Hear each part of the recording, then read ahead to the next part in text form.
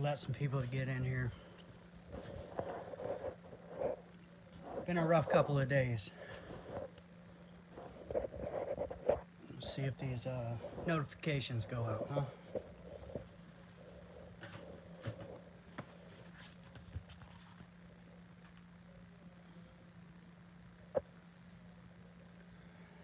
Man.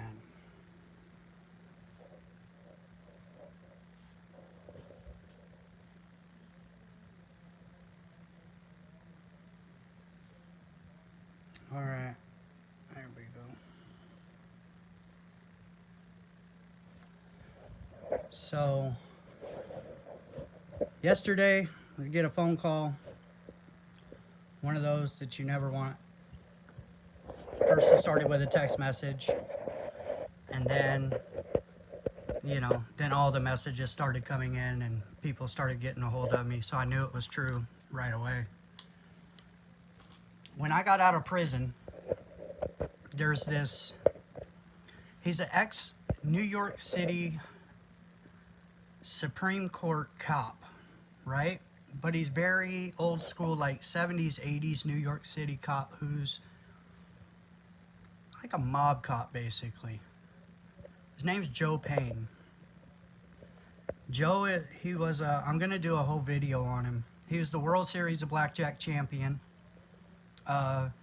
He was blackballed from all the poker pits in Las Vegas. Many times we'd walk through just to go to eat, and we would get swarmed by security, and they'd say, "Hey, Joey, you know you're not allowed in here." And he's just going to a restaurant, you know?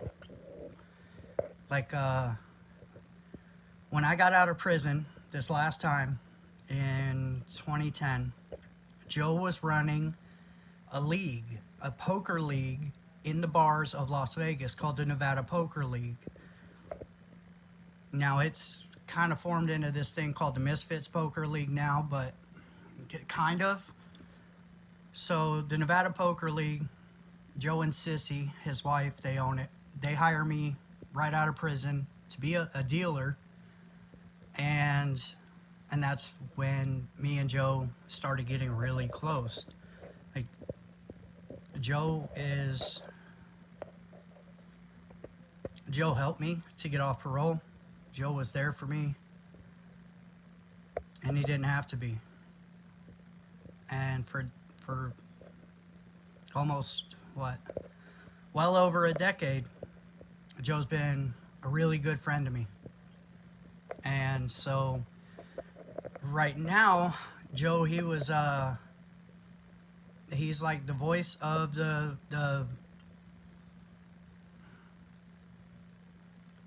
he's the voice of the hockey team in Las Vegas, the Golden Knights. He does blogs on them. He does interviews. He's the media for them.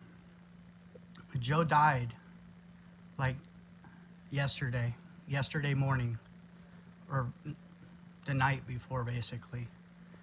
He was supposed to meet some of our other friends. He wasn't feeling very well. He thought that he had maybe a long form of, that one thing that we're not allowed to talk about that they shut everybody down for. So he's talking to our friends and he says, "Oh, I'm just not feeling good. I'm not going to go to the Golden Knights game. I'll meet you guys, I'll talk to you guys tomorrow." And he stands up. He goes down. Joe's gone. So if you're friends with Joe and he's ever talks about this crazy dude Rick, because that's what everybody's been getting a hold of me, like, all Joe ever talked about was the crazy shit you guys would do. I'm that crazy Rick. I'm already planning on going to Vegas over my birthday anyway, the 15th and 16th. But now I probably have to bear down. I'm going to be, I don't know, I have the ability to like DoorDash and things like that because I've quit my job to do YouTube, like my real work. So that's what I'm going to be doing the next couple of days so that I can get the money together to go up there and bury my friend and see all of our other friends you know. But I'm going to do a story on Joe, man. You can look up Joe Pane, World Series of Blackjack champion. He's written books, New York's best time or New York Times best sellers. Like the dude is like a blackjack savant. He's one of them dudes that'll tell you what day you were born on, type of deal. And man, this was one that we weren't looking. You know, we didn't see it coming. And for our friend group, you know, we're a bunch of poker pros or ex-poker pros or semi-poker pros that have all come together over the years, and it's our whole community in Vegas after my prison life, basically. And Joe was the cornerstone of all of it. He was the king of our group, and it does not hurt me to say that. It does not hurt my ego to say that. Joe was like the godfather of our group, and to lose him is a big loss for all of us. You know, I lost Bonnie Jean a couple months ago, and I cried over that. I don't really cry, but when my mom died, I don't think I still haven't cried over my mom. It's been 10 years. When my dad died, I think I was just in shock. I was very young. It doesn't mean I didn't love them. But when I found out Bonnie Jean died, now Joe, like, you're like mother and father figures to me, like true. It's a big loss to lose Joe. So, I don't know. I don't like to ask for money, so I'm gonna go work for the next few days, all day, until my flight out on the 14th.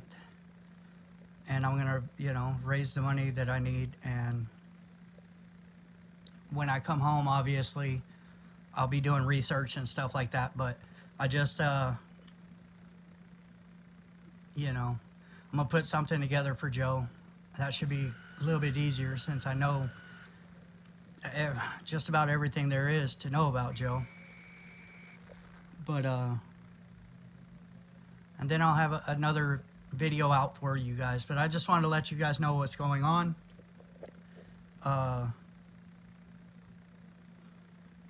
It hurts. It hurts. I even I took my little tattoo gun that I've been practicing with and put a shitty tattoo on my arm for Joe.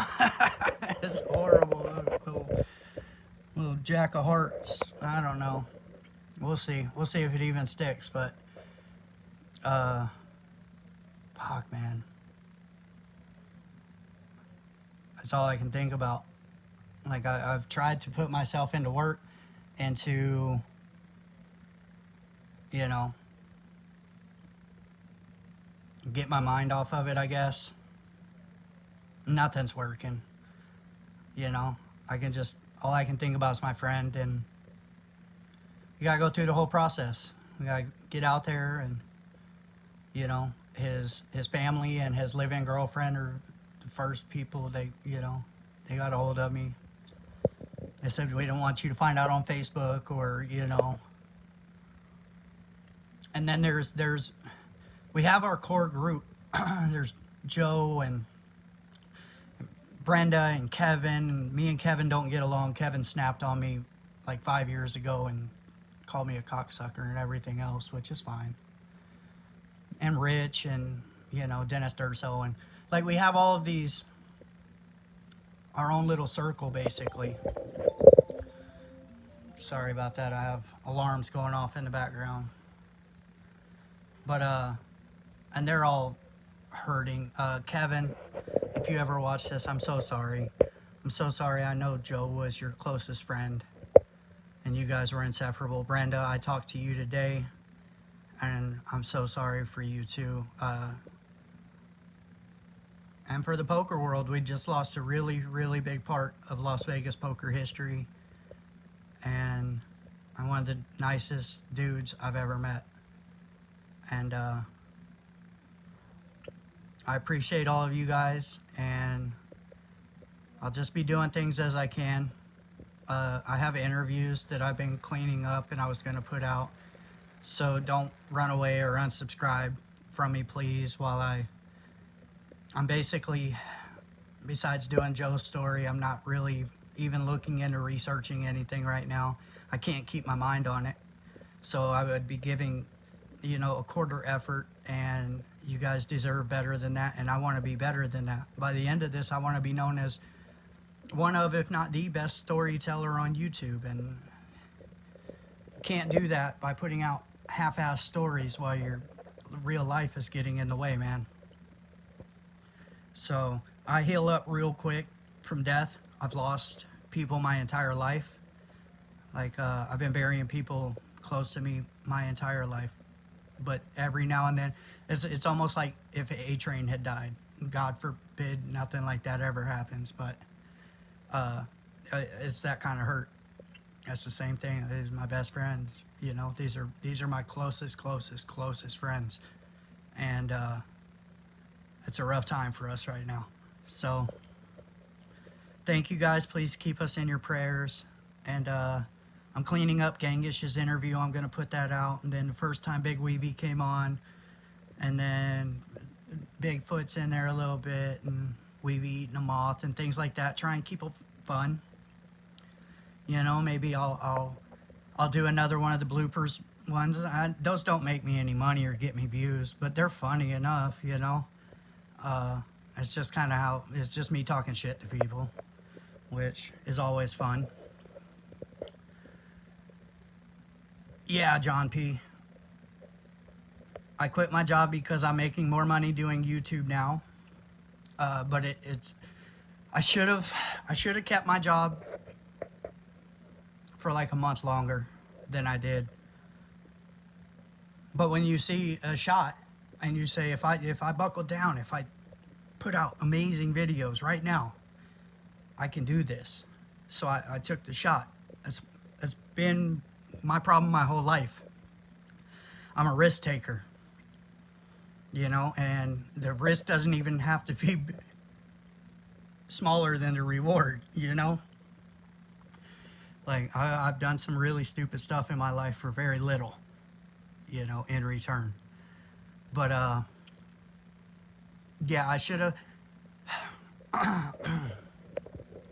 See, here, I already have the plane ticket to go out to Vegas, so I'm not even stressing that. It's just living money and, poker money and, stuff like that, the other costs. But I didn't quit my job knowing, hey, I figured if anything came up like this, I'd just go DoorDash, and that's fine. I'll drive my car around and give people their food. I'm not above that. I'm not above that at all, And I'll just do that for the next few days and get that together and work on these little projects at night when I'm at home. And I'll be out in Vegas. Jen won't be out there with me, guys. It's just going to be me. Unless, of course, we have a funeral for Joe this weekend, or on the 15th. Then, I don't know, she'll probably fly out from where she's at now. She's not even in the state with me right now. But, my mind, you guys can tell my mind's racing right now. And, I got a lot going on. And I feel like there's a movement going with my channel, and I don't want to mess that up. I don't want you guys to say, oh, Rick is slipping, or he's not taking it serious, because that's not true at all. I think I'm at the top of my game so far, and I'm getting better with every video, and I give everything I have to doing this justice, but I am a normal person, and from time to time, things like this, this has been a shitty year anyway. I lost Bonnie Jean, and now I lost Joe. So hopefully, God's making it to where I don't even have to worry about it anymore. He's just taking the closest people I have to me and taking them. So soon enough, you won't even have to worry about this, because he'll have taken everybody I love. But Thank you guys for coming to Vegas Profile Stories. I appreciate each and every one of you. I hope you guys have an amazing day, and I'll see you next time.